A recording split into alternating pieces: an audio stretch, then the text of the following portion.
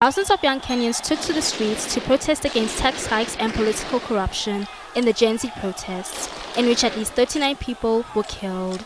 Kenya's National Commission on Human Rights recorded 82 cases of enforced disappearances in the period between the protests from June until December last year.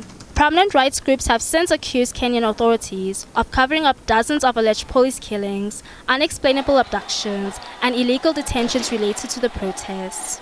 What we are seeing are people in plain clothes hiding their faces, basically covering their faces.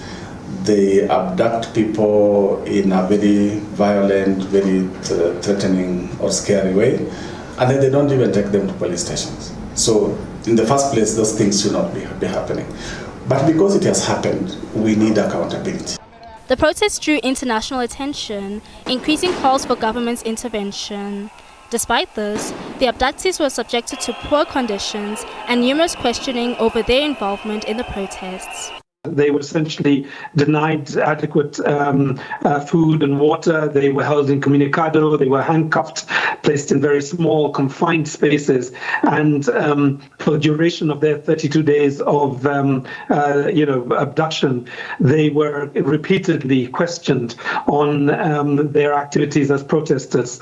The people that abducted them did not identify themselves. It's widely considered by the country that these were police officers and that they were essentially victims of a state abduction. Kenyan authorities have since promised to investigate the abductions. It is required by law that where we are implicated as police, we don't investigate ourselves. It has to be done by an independent oversight authority. In this case, we have two. We can either have the Internal Affairs Unit, which is within the police, or the oversight authority, which is the IPOA. So it's not a yes or no answer.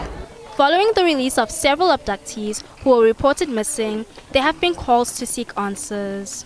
I've heard that we have investigation officers. Please get to the core of this matter and let us understand that if it is not the police officers doing abductions or abducting people, then who is to blame? Who is in charge of these abductions? Who is sending you? Meanwhile, Kenyan President William Ruto has been criticized for the failure to stop the abduction of people in the country, despite mounting pressure to do so. Bonolo Maribe, SABC News, Johannesburg.